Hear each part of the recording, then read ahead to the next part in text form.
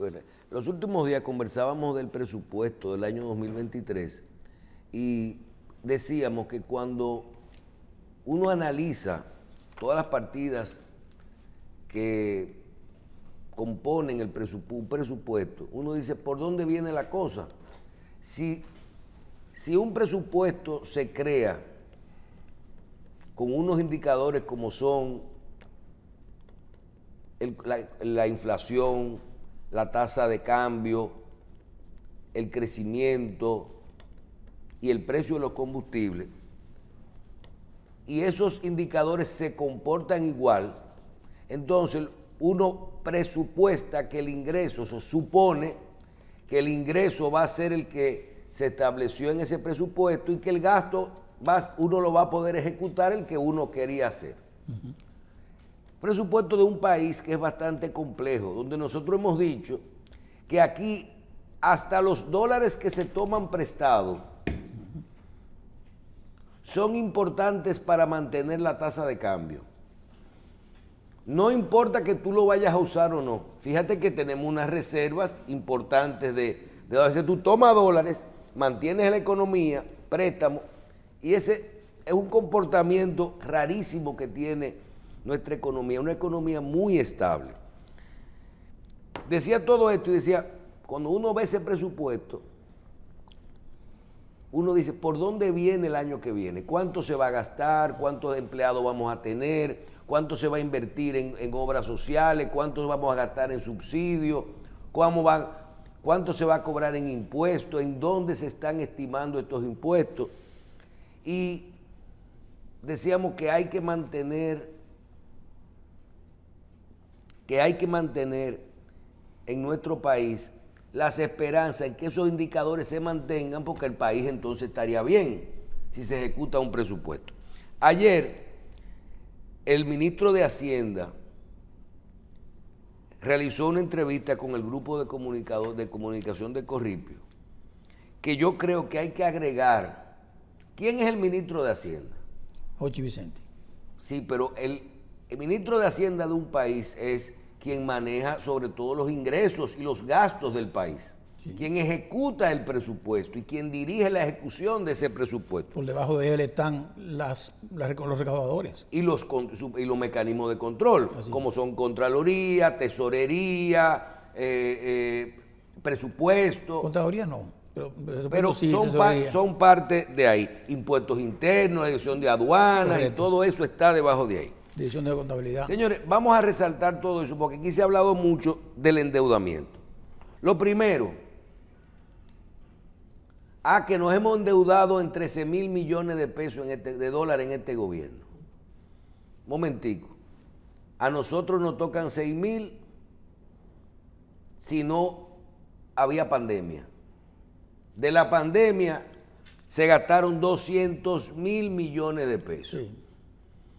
Entonces, hay que dejar esto claro. ¿Cuánto nosotros hemos gastado? Hemos gastado eso.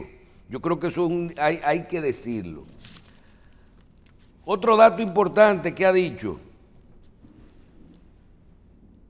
no hay reforma fiscal para el 2023. Difícil, un año preelectoral. No hay reforma. Sí, pero es que nosotros hemos llegado al punto de que todo lo hacemos basado en elecciones, en la fuñía política. Así es. ¿O qué es lo que a ti te interesa? No es tu bienestar y el de tu país, el de tu casa. Pero no piensan, olvídate del país, el de tu casa. Pero no piensan así los políticos, lamentablemente. Entonces no tenemos reforma fiscal. Entonces ese presupuesto no va a tener una alteración fiscal. No nos van a venir este año con que van a subir los impuestos, no nos van a cambiar las reglas del juego. No habrá aumento de la tarifa eléctrica.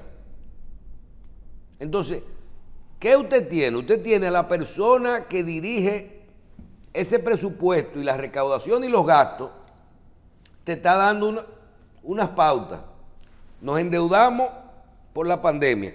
Inclusive, habla cuánto se fueron, 20,000 millones de pesos se fueron en Fiona. Oye bien, 20,000 millones de pesos se fueron en Fiona. En el año 2022 fue un año extraordinario.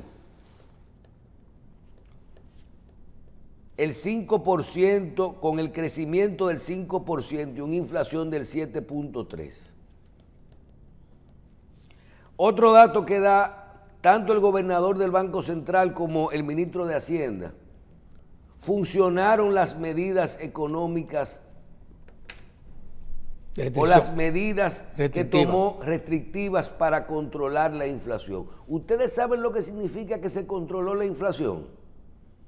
Esa declaración, por eso es que yo digo que este tipo de anuncios hay que cogerlo con pinza. ¿O tú crees que a nosotros nos interesa el tema de los 200.000 millones ya que se gastaron con el COVID? Lo que se gastó, se gastó. Ya se fue. Cuando usted se va de viaje y se le pinchan 2 gomas y se le acaba la gasolina y se le daña el carro, usted gastó 5.000 pesos de más en el camino. Que usted terminó, usted no le puede, usted ya eso le pasó. Usted lo que quiere es que el viaje sea bueno. Las cosas que hay en estas informaciones que uno puede decir, ¿para dónde va nuestro país?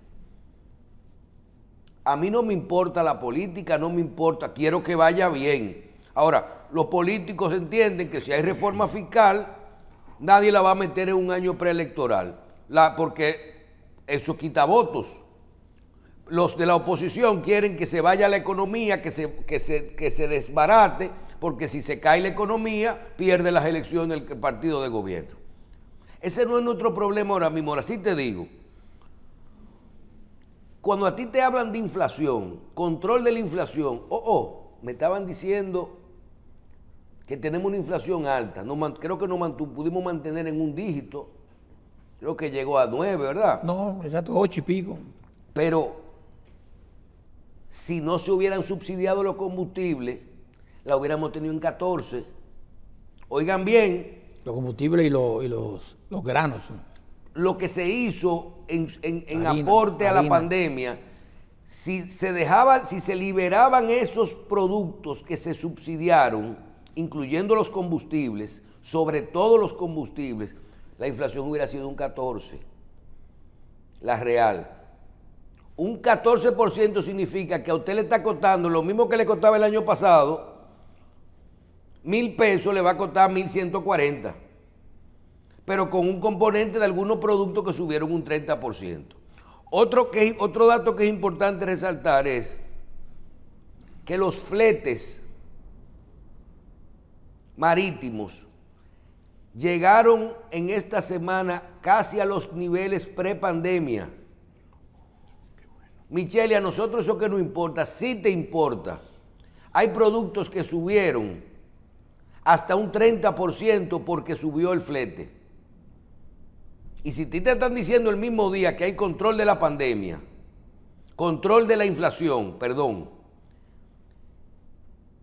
y control y disminución de los precios, 14,000 millones de pesos de dólares en reserva, control de la tasa de cambio, y que hay una proyección de que los combustibles, una tendencia de que los combustibles se van a mantener en los niveles que están ahora, entre 70 y 80 dólares, quiere decir que vamos a poder ejecutar lo que hablé al principio, nuestro presupuesto, y que vamos a tener un año estable. Apostemos a esto.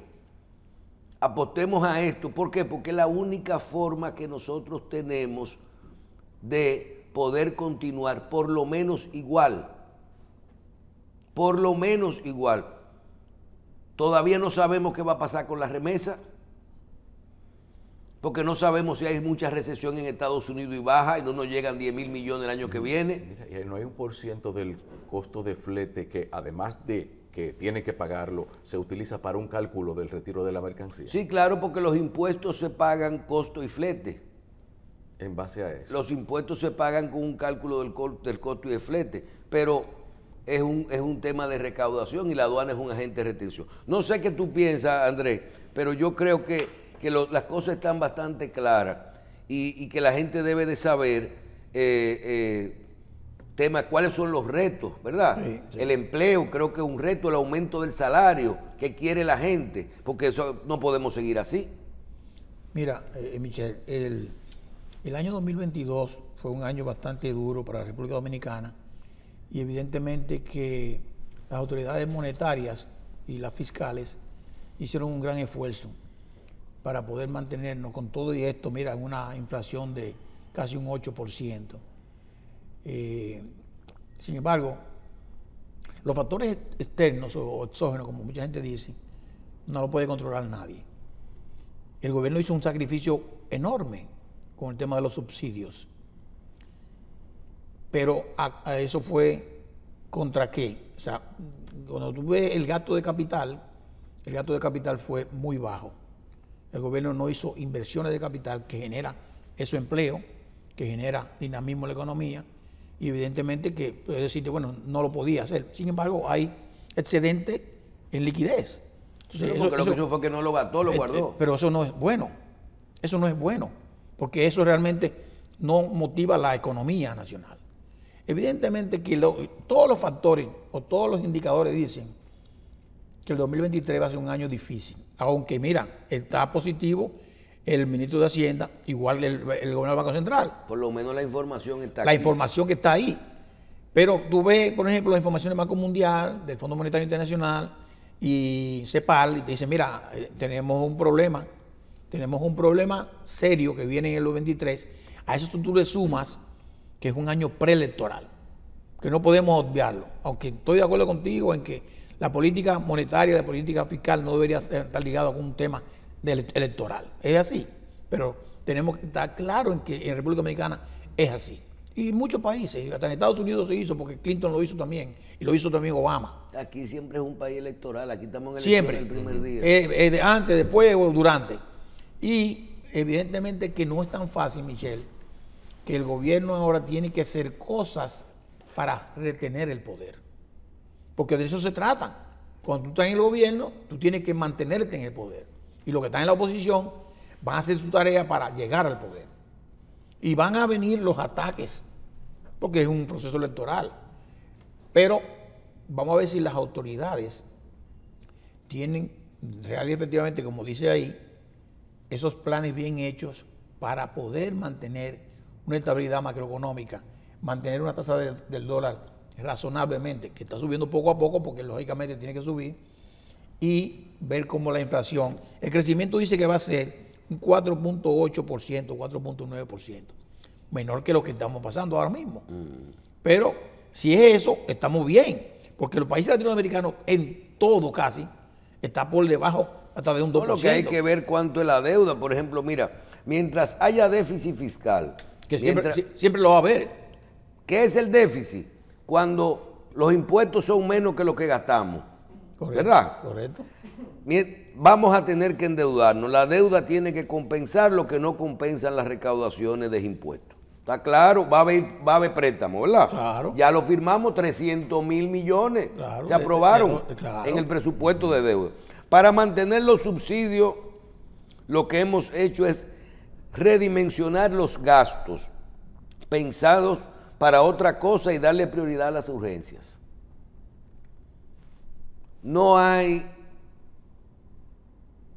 vamos a tener el dinero para los subsidios en el presupuesto. Subió la gasolina, hay que darle los cuartos de los subsidios a los combustibles. ¿Y usted cree que nosotros resistimos 500 pesos el galón?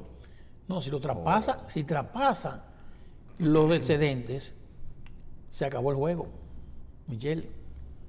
Porque no hay ningún gobierno que soporte una inflación galopante que va a ser transferido a los precios del consumo.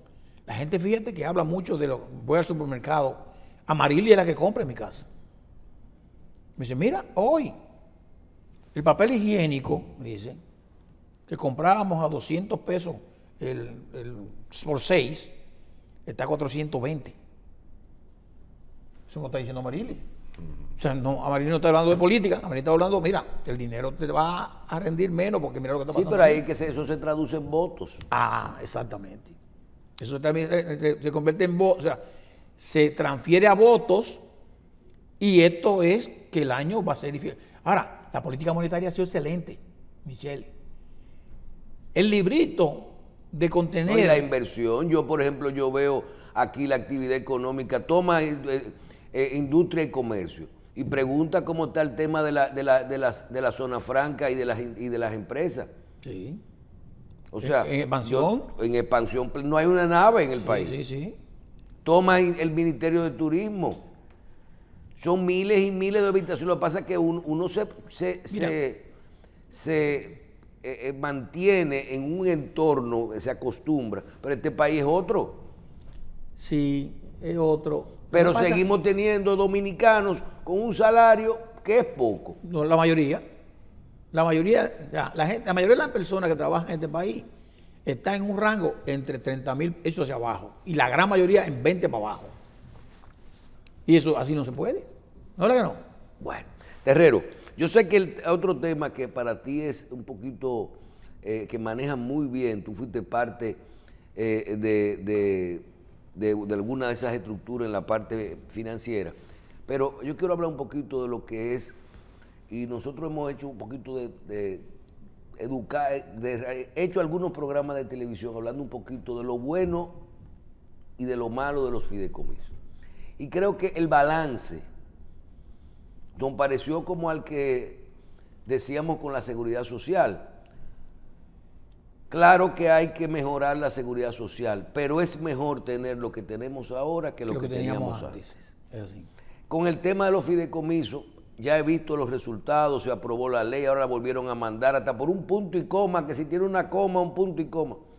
Andrés, tu opinión sobre el fideicomiso público, porque ahora yo creo que lo que se protege más la figura del fideicomiso público, antes eran los fideicomisos, podía ser público, podía ser privado, podía ser podía ser para temas de herencia, podía ser inmobiliario, podía ser de sucesorales, el que se llama, sí. Podía ser de construcción, de lo que sea.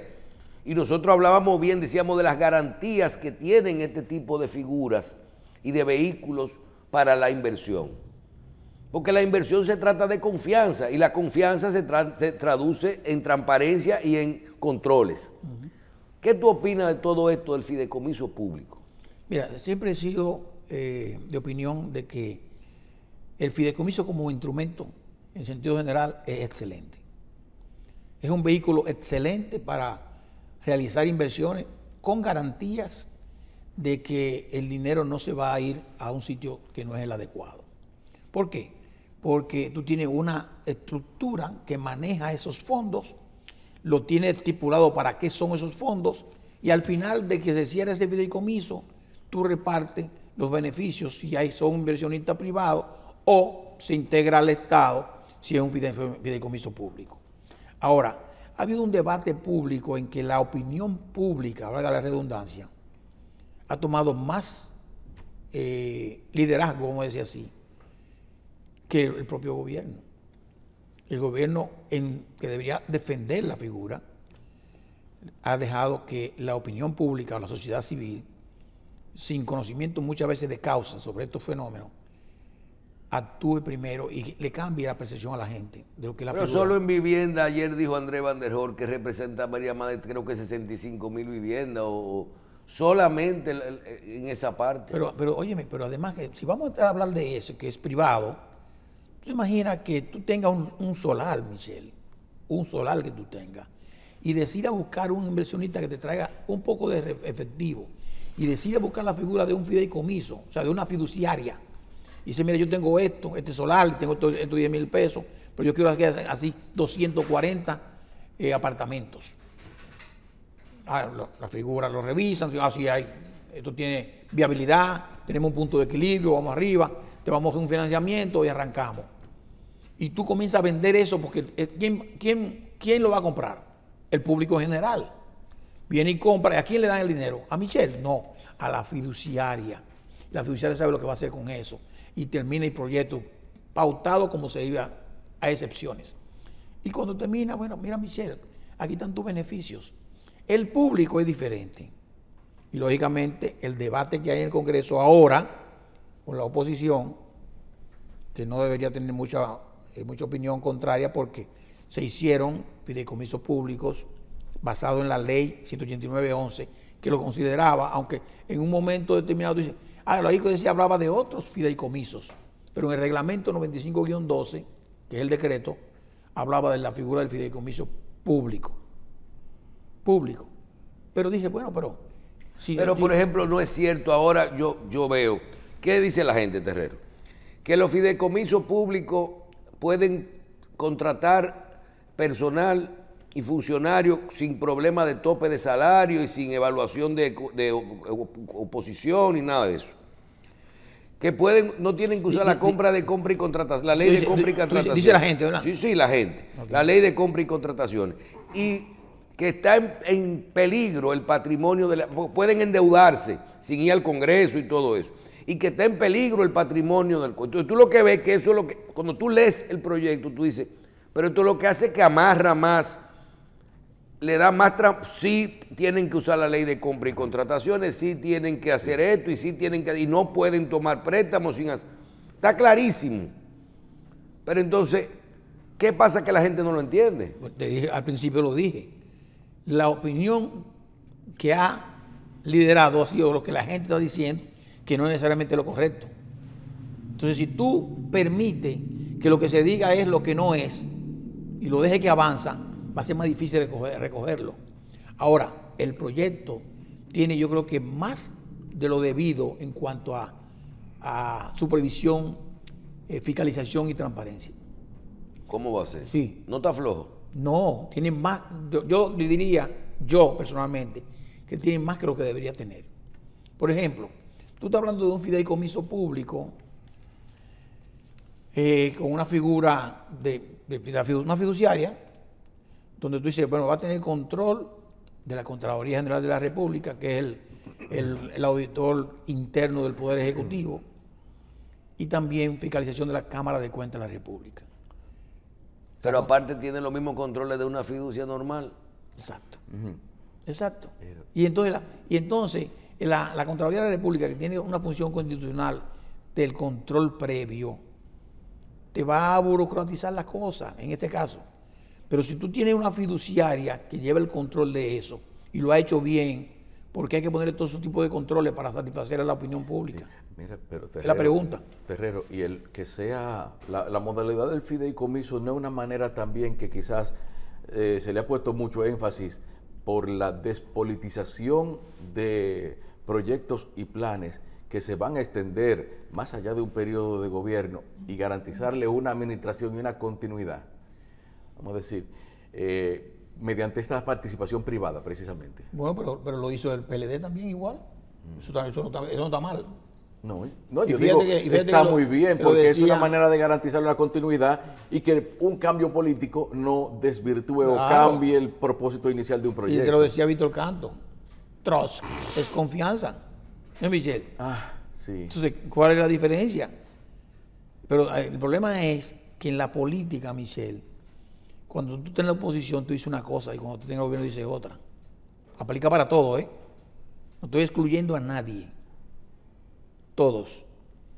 Y, bueno, lo que hay que hacer quizás es atacar las cosas. O a veces hay que hacer lo que vimos el otro día que pasó con Punta Catalina. Iban a hacer un fideicomiso público. ¿Y no se hizo? No se hizo. Y era tan fácil como que el gobierno, ¿en qué la convirtió? En una empresa. En una empresa pública, sí, sin ningún tipo de... Ahora tiene los mismos controles que el fideicomiso, sin el control del fideicomiso. Y está nombrada la misma persona.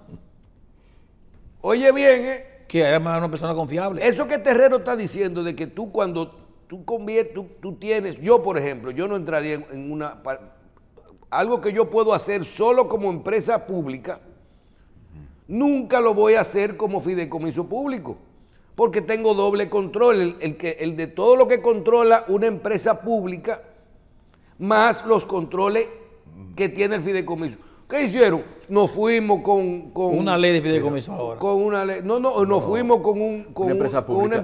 Pero, tan sencillo. Pero la diferencia... ¿Tú has escuchado problema alguna vez con todas las acciones que tiene el gobierno en las eje? Jaina, son el 50 del gobierno. Molino, todos son capitalizadas y son empresas privadas. Pero si esa empresa, a diferencia de fideicomiso, de derecha privada, no tiene la posibilidad quizá de ampliar participación accionaria también, el fideicomiso, lo público el fideicomiso se puede abrir o puede participar. No puede, Carlos, eso está amarrado. Lo público es... ¿Tú sabes cuántas son las acciones ahora mismo de la empresa que se creó de Punta Catalina del Estado? El 99%. ¿Y sabe de quién es el 1%? Del FOMPER, ¿Qué es gobierno? Comper. que es el gobierno. Sí, Claro. bien compuesto. Ya no hay de que Por eso yo entendía, Michelle, que la figura del fideicomiso público se tenía que mantener en base a la ley 189-11 y no crear una figura, eso es una posición personal, no crear una figura para eso. ¿Cómo se hizo? Había problemas con Red Vial, ha habido problemas con Parquea TRD, que se hicieron figuras con... Sí, pero ahí habían dudas para la gente. ¿Cuáles? Bueno, por ejemplo, a ti te decían que si RD Vial puede comprar sin la ley de compra y contrataciones. Ah, no, pero lo que dice, oye bien, Pero que tú compraba con la fiducia. pero tú haces tus reglamentos internos de compra basado en el formato de la ley 340-06. No es a lo loco, ¿no? No, ahí dice, la ley te decía, tú tienes que establecer inclusive la ley ahora, Michelle, tiene muchísimas contradicciones. Esa ley de fideicomiso público, muchísimas contradicciones, que te dice un artículo una cosa y en otro. Vamos a ver cuando salga de ahí. No, pero ahora hasta medioambiental. ¿Y no será que lo que no quieren es Pedernales? Porque ahora salieron hasta los ambientalistas diciendo yo que... veo algo raro, una Sí. marcha a favor. Sí, no, y los ambientalistas en contra porque dije que nos van a coger un pedazo. Tuvieron que aclararle Que eso no va. que el área protegida sigue siendo protegida. Es un problema. ¿Y cómo se puede Michelle, trabajar? hay que hacer las cosas, Michelle. Hay que hacer las cosas. Sí, pero ya estamos un año. Si al año, si este año tú no arrancas Pedernales, ya Pedernales no arranca. Estoy diciendo, las cosas hay que hacerlas. Hay que hacerlas. Y no es decir que tú tienes mayoría. Porque eso, si tú la tienes, no hay que decirlo. Y la suerte que parece que no hay miedo, que no están esperando, porque ahí están trabajando. Bueno. Ayer veía yo una declaración de Danilo Medina del año, cuando era presidente, hablando, Pedernales va. Y yo, parece que en campaña él estaba apoyando unos congresistas. Y decía, yo necesito mi Congreso. Sí, claro. Mi Congreso. No se puede gobernar sin un Congreso, sin su Congreso, porque entonces no te dejan gobernar. Claro. Y si ustedes quieren el desarrollo de Pedernales, necesito mi Congreso. Y estos que están aquí son mi Congreso. Sí. Y yo quiero tener un aeropuerto. ¿Qué es lo que se está haciendo? Un aeropuerto. Y yo quiero tener una carretera. ¿Y qué es lo que se está haciendo? Una Ahí está la carretera. carretera. Y el turismo es lo mismo todo. Pero no se hizo. No lo dejaron. Pero eso es el arte de gobernar. Es así. Señores, se nos acabó el tiempo.